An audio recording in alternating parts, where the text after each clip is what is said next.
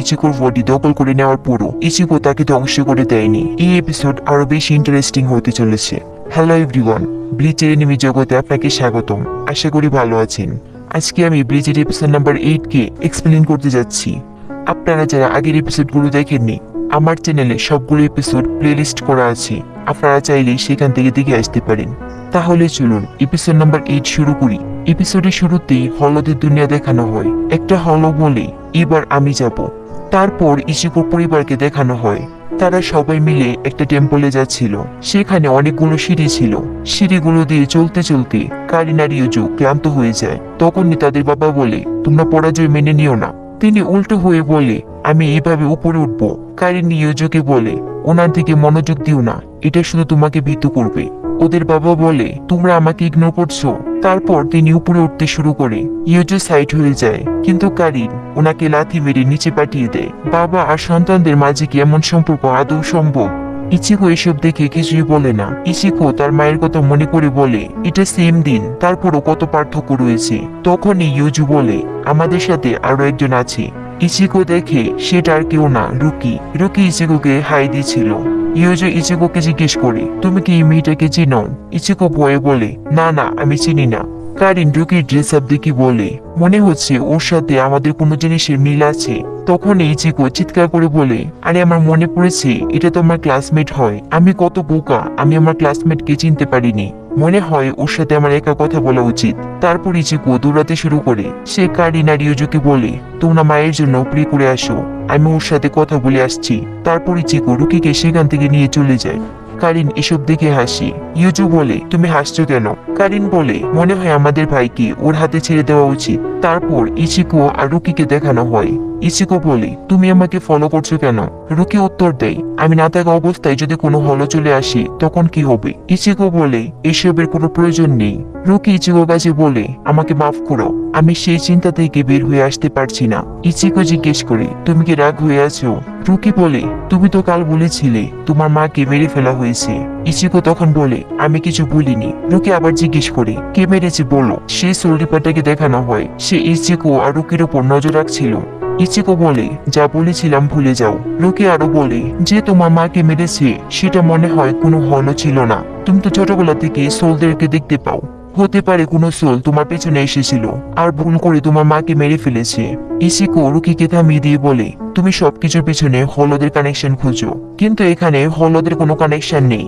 যে আমার মাকে মেরেছে সে আর অন্য কেউ নয়, আমি নিজে। তারপর ইচিকো সেখান থেকে চলে যায়। সেই সোল রিপারটাও সেখানে দাঁড়িয়েছিল। তারপর তাসুকি আর ওরিহিমেকে দেখানো হয়। ওরিহিমে জিজ্ঞেস করে, ছোটবেলায় ইচিকোর সাথে কি হয়েছিল? তাসুকি বলে, তুমি জিজ্ঞেস করছো কিছু কি হয়েছে? ওরিহিমে বলে, আমি শুধু ইচিকোর সিক্রেট জানতে চাই। আমার কাছে মনে হয় ইচিকো একজন হিরো, সে এই পৃথিবীকে রক্ষা করবে। তখন তাসুকি বলতে শুরু করে, আমার বয়স তখন 4 বছর। তখন সেই হিরোর সাথে আমার প্রথম দেখা হয়েছিল। সে তার মায়ের সাথে আমাদের ডুজুতে আসে। তার চুলের কালার সবার থেকে আলাদা আর সুন্দর। ছোট্ট ইচিকো তার বিউটিফুল মায়ের হাত ধরে আসতো। তার চেহারায় সবসময় হাসি থাকতো। দেখতে রোগা পাতলা আর অনেক দুর্বল। আমি প্রথম যে ওকে কান্না করিয়েছিলাম। ওকে রাগাতে 1 সেকেন্ডের সময় লাগতো না। যখনই তার মা আবার তাকে নিতে আসতো তখনই সে কান্না ভুলে আবার হাসতে শুরু করতো। কোনো ছেলে হেরে যাওয়ার পর আবার কিভাবে হাসতে শুরু করে। এই জন্যই আমি ওকে পছন্দ করতাম না। ইচিকো শুধু তার মাকেই ভালোবাসতো। তার মার সাথে কাটানো সময়গুলো তার জীবনের সবচেয়ে সুন্দর সময় ছিল। তারপর যখন আমাদের 9 বছর হয় তখন ওর মা মারা যায়। সে তখনও ছোট আর সব সময় ওর মার জন্য কান্না করত। ওই দিন সে স্কুলেও আসেনি। আমি চিন্তায় ছিলাম ও কি করছে। আমি ওকে খুঁজতে বের হই। আমি ইচিকোকে নদীর ধারে খুঁজে পাই, যেখানে ওর মা মারা গিয়েছিল। ছোট ইচিকো সেখানে তার মাকে খুঁজছে। তার কাঁধে স্কুল ব্যাগের জন্য সে ক্লান্ত হয়ে পড়তো। তাই সে একটু বিশ্রাম নিয়ে আবার উঠে দাঁড়াতো। এভাবে দিনের পর দিন সে শুধু তার মাকে খুঁজে বেড়াতো। আসলে মেইন কথা হচ্ছে, বেশি ভালোবাসার মানুষ খুব জলদি আমাদেরকে ছেড়ে চলে যায়। তাসুকি বলে, ইচিকোর এই অবস্থা আমি আর নিতে পারছিলাম না। এই সব কিছু মনে করে তাসুকির অনেক মন খারাপ হয়ে যায়। আবার রুকিকে দেখানো হয় রুকি এক জায়গায় বসেছিল। রুকি ইচিকোর কথা ভাবছিল। তখনই ব্যাগ থেকে কন বের হয়ে আসে। রুকি জিজ্ঞেস করে, কি হয়েছে, বের হয়েছে কেন? আমি তো বলেছিলাম আমি না বলা পর্যন্ত তুমি বের হবে না। কন বলে, ভেতরে অনেক গরম, আমরা কি এখন আবার বাড়িতে ফিরতে পারবো না? রুকি বলে, আমি তো তোমাকে আগেই বলেছিলাম আমরা ইচিকোর আশেপাশে থাকবো, তা না হলে যদি হলো চলে আসে আমরা সময় মতো পৌঁছাতে পারবো না। কন বলে, তুমি সবসময় হলো হলো করো, তুমি যদি সবসময় হলো হলো করো তাহলে তোমার বন্ধুরা হারিয়ে যাবে। রুকি উঠে দাঁড়ায়, কন মাটিতে পড়ে যায়। কন মাফ চেয়ে বলে, তুমি কি রাগ হয়েছো? রুকি সেই সোল রিপার্টার প্রেজেন্স ফিল করতে পারছিল। রুকি জঙ্গলের ভিতরে গিয়ে সোল রিপার্টারকে খুঁজে পেয়ে যায়। সোল রিপার্টার ঘুমাচ্ছিল। ঘুম থেকে উঠে রুকিকে বলে, গুড মর্নিং। কন আবার ব্যাগ থেকে মাটিতে পড়ে যায়। সোল রিপার্টার বলে, আমি অনেক কঠিন মিশন পেয়েছি, আমি যদি না ঘুমাই তাহলে মিশন কমপ্লিট করতে পারবো না। এদিকে কন লুকিয়ে ওদেরকে দেখছিল। কন বুঝতে পারে এটা সোল রিপার। কন বয়ে সেখান থেকে পালাতে শুরু করে। রুকি জিজ্ঞেস করে, কেমন মিশন? আবার ইচিকোকে দেখানো হয়। ইচিকো তার মায়ের কথা মনে করছিল। আমরা ইচিকোর অতীত দেখতে পাই। ইচিকো তার মায়ের সাথে ডোজো থেকে বাসায় ফিরছিল।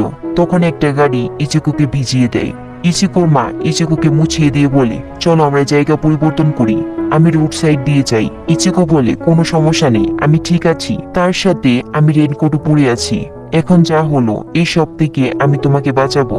ইচিকোর মা বলে, তুমি কত ভালো, কিন্তু যতদিন পর্যন্ত তুমি তাসুকিকে হারাতে পারবে না ততদিন পর্যন্ত তুমি রোড সাইডে হাঁটতে পারবে না। ছোট্ট ইচিকো তার মাকে বলে, আমি কি তোমার হাত ধরে হাঁটতে পারি? ইচিকোর মা হাত বাড়িয়ে দিয়ে বলে, অবশ্যই। ইচিকো বলে, আমি যখন আমার মায়ের আশেপাশে থাকতাম তখন আমার থেকে খুশি আর কেউ ছিল না। ইচিকোর মা আর ইচিকো একটা নদীর পাশ দিয়ে যাচ্ছিল। ছোট ইচিকো দেখে একটা ছোট মেয়ে নদীর পাশে দাঁড়িয়ে আছে। ইচিকো যখন ছোট ছিল সে মৃত মানুষ আর জীবিত মানুষদের মধ্যে পার্থক্য চিনতে পারতো না। ছোট ইচিকো দৌড়ে তাকে বাঁচাতে যায়, কিন্তু ইচিকো সে মেয়েটাকে ধরতে পারে না, কারণ সেই মেয়েটা একটা সোল ছিল। তখনই সেখানে ট্রেন চলে আসে। ইচিকো বলে, আমি যখন ছোট ছিলাম আমার বাবা আমার নাম দিয়েছিল ইচিকো। ইচিকো নামের মানে হলো যে সব সময় তার প্রিয় মানুষটাকে রক্ষা করবে। আমি যখন এটা জানতে পারি তখনই আমি সিদ্ধান্ত নেই আমি সব সময় আমার মাকে রক্ষা করব। আমরা দেখি ইচিকোর মা ইচিকোকে বাঁচাতে গিয়ে মারা যায়। ইচিকো বলে, তখন কি হয়েছিল আমি জানি না, কিন্তু একটা জিনিস বুঝতে পেরেছি, আমার মা আমাকে বাঁচাতে চেয়েছিল। আমি শুধু আমার মাকেই ভালোবাসতাম। শুধু আমি না, আমার বাবা, কারিন, ইউজু সবাই আমার মাকে ভালোবাসতো। আমাদের পরিবারটা শুধু তাকে ঘিরেই ছিল, কিন্তু আমি সবার থেকে আমার মাকে কেড়ে নিয়েছি। ইচিকো এই সবকিছু মনে করে কান্না করছিল। ইচিকো তার মায়ের মৃত্যুর জন্য নিজেকে দায়ী ভাবতো। এই জন্য সে রুকিকে বলেছে, আমি আমার মাকে মেরে ফেলেছি। তারপর ইউজু আর কারিনকে দেখানো হয় ওরা তার মায়ের জন্য প্রে করছিল। কারিন বলে, অনেকদিন হয়ে গেল, নিশ্চয়ই তুমি ভালো আছো। তুমি মারা যাওয়ার পর কোনো কিছুই ভালো ছিল না, কিন্তু এখন আস্তে আস্তে সবকিছু ভালো হতে শুরু করেছে। এদিকে ইউজু কান্না করছিল। কারিন বলে, তুমি প্রতিবারই এমন করো, তুমি তো এখন 11 বছরের হয়ে গেছো, তারপরও কান্না করছো। তখনই সেখানে ওদের বাবা চলে আসে। ওদের বাবা বাদরের মতো লাফাতে শুরু করে, তার সাথে পাগলের মতো অনেক কিছু বলছিল। কারিন বিরক্ত হয়ে তার বাবাকে আবার লাথি মারে। আমি আর কিছু বলবো না, আমরা আমাদের বাবার সামনে দাঁড়িয়ে একটা কথাও বলতে পারি না। এদিকে ওরা মারামারি করে। কারিন লাথি মেরে বলে, এখান থেকে যাও। কারিন আরো বলে, সত্যি বলতে এই মানুষটা আমাদেরকে বিরক্ত করার জন্য এত এনার্জি কোথায় পায়? ওদের বাবা আবার উঠে দাঁড়ায়। তিনি বলে, আমি আরো কিছু বলতে চাই। কারিন বলে, আমি কিছুই শুনবো না। এটা বলে সে দৌড়াতে শুরু করে। আবার রুকিকে দেখানো হয়। রুকি সেই মানুষটাকে জিজ্ঞেস করছে, কে তুমি? সেই সোল রিপারটা বলে, রুকি কুচিকি, সোল রিপার একাডেমির সবচেয়ে ফেমাস ছাত্রী। তোমাকে তো কুচিকি নোবেল ফ্যামিলি থেকে অ্যাডপ্ট করা হয়েছিল। সবাই তোমাকে রুকুন ডিস্ট্রিক্টের প্রিন্সেস বলে চিনতো। রুকি এসব শুনে অবাক হয়ে যায়। সেই মানুষটা বলে, আমার নাম ইকিচিরো সাইদো, আমি তোমার থেকে 2 বছর এগিয়ে ছিলাম। আমিও অনেকটা ফেমাস ছিলাম, নিশ্চয়ই আমার কথা তোমার মনে আছে। রুকি বলে, না আমার মনে নেই। ইকিচিরো বলে, আচ্ছা ঠিক আছে, কিন্তু তোমার কাছে আমার কিছু প্রশ্ন আছে। রুকি জিজ্ঞেস করে, তুমি কি সোল সোসাইটি থেকে এসেছো? ইকিচিরো বলে, একদম ঠিক বুঝতে পেরেছো। ইকিচিরো তার মাথায় লাগানো একটা কাগজ বারবার উঠানামা করছিল। রুকি বলে, পাগলামি বন্ধ করো। এদিকে কন দৌড়াতে দৌড়াতে ইচিকোকে খুঁজছিল। তখনই সে পাহাড় থেকে নিচে পড়ে যায়, কিন্তু সে ইচিকোর উপরে পড়ে। আবার রুকিকে দেখানো হয়। ইকিচিরো বলে, সবাই অনেক চিন্তিত, তুমি কেন ফিরে যাচ্ছ না? রুকি বলে, এখানে অনেক হলরা আসছে, এই জন্য আমি ফিরতে পারছি না। ইকিচিরো বলে, এই জন্যই তুমি এমন ড্রেস আপ করেছো। রুকি তার ড্রেসে ধরে বলে, কেন আমার ড্রেসে কি সমস্যা হয়েছে? ইকিচিরো বলে, মনে হচ্ছে তোমার বয়সে পা দিচ্ছ। রুকি জিজ্ঞেস করে, কি বলতে চাইছো তুমি? ইকিচিরো বলে, আরে লুকানোর কোনো প্রয়োজন নেই, ওই ছেলেটা তো বলেছিল তার মাকে হলরা মারেনি। সেই ছেলেটা চুলের কালার অন্যরকম। আসলে তিনি ইচিকোর বিবরণ দিয়ে রুকিকে বোঝাচ্ছিল। রুকি রাগ হয়ে বলে, এসব নিয়ে তোমার মাথা ব্যথা কিসের? তুমি তোমার মুখ বন্ধ করো। সোল রিপোর্টার রুকিকে আরো অনেক আজে বাজে কথা বলছিল। রুকি রাগ হয়ে তার উপর এটা করে দেয়। ইকিচিরো বলে, যদি তুমি আমার প্রশ্নের উত্তর না দাও তাহলে সিনিয়ররা খুশি হবে না, আর আমি তোমাকে জোর করে নিয়ে যাব। রুকি বলে, এটা কি ওয়ার্নিং ছিল? কিন্তু আমি এখন যাব না। ইকিচিরো বলে, ঠিক আছে, আমার কাছে আর কোনো অপশন নেই। এসব বলে সে তার কাটানা বের করে। তখনই সেখানে ইচিকো আর কন চলে আসে। ইচিকো জিজ্ঞেস করে, কে তুমি? ইকিচিরো বলে, তুমি আমাকে দেখতে পাচ্ছ? ইচিকো কনকে জিজ্ঞেস করে, এই মানুষটা কি? কন বলে, আমি কিভাবে জানবো? ইচিকো কনকে বলে, তুমি তো আমাকে বলেছ এমার্জেন্সি। সোল রিপারটা তাদের মধ্যে বলে ওঠে, তুমি আবার কে? রুকি ইচিকোকে থামানোর চেষ্টা করে, কিন্তু ইচিকো রুকিকে ইগনোর করে বলে, আমি সোল রিপার। আচ্ছা, এখানে হয়তো আপনারা এই দুইটা নামের মধ্যে কনফিউজড হয়ে যেতে পারেন।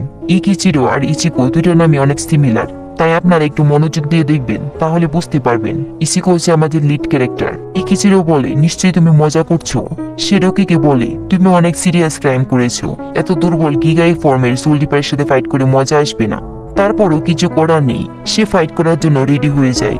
ইচিকো আর কন অনেক ভয় পেয়ে যায়। ইকিচিরো ইচিকোর উপর হামলা করে দেয়। ইচিকো কনের ভিতর থেকে সোল পিলটা খুঁজতে শুরু করে। সোল পিলটা দিয়ে ইচিকো তার সোল আলাদা করে দেয়। সাথে সাথে সে ইকিচিরোর অ্যাটাক থামিয়ে ফেলে। ইকিচিরো বলে, ইন্টারেস্টিং, তুমি মানুষ হয়েও ট্রান্সফর্ম হয়েছো, কিন্তু তুমি এই অ্যাবিলিটি শিখলে কিভাবে? ইচিকো তার সাথে ফাইট করার জন্য রেডি হয়ে যায়। রুকি থামানোর চেষ্টা করে, কিন্তু ইচিকো শুনে না। তাদের দুজনের মধ্যে ফাইট শুরু হয়ে যায়। এদিকে কারিন আর ইউজু তাদের মায়ের জন্য প্রে করছিল। তখনই কারিনের কাছে অদ্ভুত ফিল হয়, সে হলোর প্রেজেন্স ফিল করতে পারে। হলোটা তাদের সামনেই ছিল। কারিন ইউজুকে জিজ্ঞেস করে, বাবা কোথায়? ইউজু বলে, বাবা বৃষ্টির কাছে গেছে। হলোটা বলে, কিছুক্ষণের মধ্যেই আমি তোমাদের খেতে চলেছি। তারপর সে হাসতে শুরু করে। ইউজু হলোটাকে দেখতে পাচ্ছিল না। কারিন ইউজুকে সেখান থেকে পালাতে বলে। আবার ইচিকোকে দেখানো হয় ইচিকো আর ইকিচিরোর মধ্যে ফাইট হচ্ছিল। ইকিচিরো অনেক বেশি শক্তিশালী ছিল। ইচিকো তার সাথে ফাইট করে পেরে উঠছিল না। ইকিচিরো বলে, তোমার কাছে শুধু শক্তিই আছে, কিন্তু ফাইট করার কৌশল তুমি জানো না। তখনই রুকির কাছে একটা মেসেজ আসে। ইকিচিরো আর ইচিকো থেমে যায়। ইকিচিরো রুকিকে জিজ্ঞেস করে, কি হয়েছে? রুকি বলে, হলো চলে এসেছে। ইচিকো দৌড়ে রুকির কাছে গিয়ে জিজ্ঞেস করে, কোথায় হলো? রুকি বলে, আশেপাশে আছে। রুকি তার ফোন দেখিয়ে বলে, স্পিরিট এনার্জি দেখে মনে হচ্ছে এই হলোটা অনেক বড়। ইকিচিরো বলে, তার সাথে অনেক বেশি শক্তিশালী। ইকিচিরো রুকির ফোনে হলোটার ব্যাপারে দেখছিল। ইচিকো আর কন ওকে দেখে ভয় পেয়ে যায়। ইচিকো বলে, তুমি কি আবার ফাইট করতে চাও? রুকি ইচিকোকে থামিয়ে বলে, এখন এসবের সময় নয়, তোমার পরিবার আবার বিপদে আছে। রুকি আর ইচিকো ওদেরকে রেখে সেখান থেকে দৌড়াতে শুরু করে। আবার কারিন আর ইউজুকে দেখানো হয় হলোটা কারিনকে ধরে ফেলেছিল। ইউজু কারিনকে সাহায্য করতে আসে। হলোটা ইউজুকেও ধরে ফেলে। এদিকে ইচিকো আর রুকি দৌড়ে ওদের কাছে আসছিল। ইচিকো রুকিকে জিজ্ঞেস করে, সিরিয়াস ক্রাইম বলতে সে কি বুঝিয়েছে?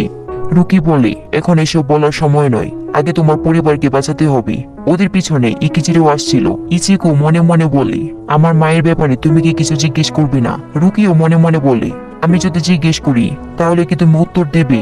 তারপর তুমি যতক্ষণ পর্যন্ত না নিচে বলবি ততক্ষণ পর্যন্ত আমি এই ব্যাপারে কোনো প্রশ্ন করব না। আসলে ওরা দুজনেই মনে মনে কথা বলছিল। ওদের পিছনে ইকিচিরো ছিল।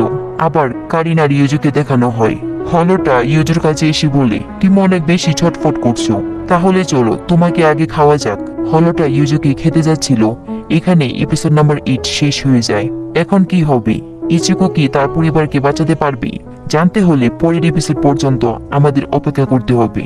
পরের ভিডিও দেখার জন্য আমার চ্যানেলকে সাবস্ক্রাইব করে পাশে থাকুন। ভালো লাগলে লাইক করুন, কমেন্ট করে জানাবেন কেমন হয়েছে। দেখা হবে অন্য কোনো ভিডিওতে। সে পর্যন্ত ভালো থাকুন।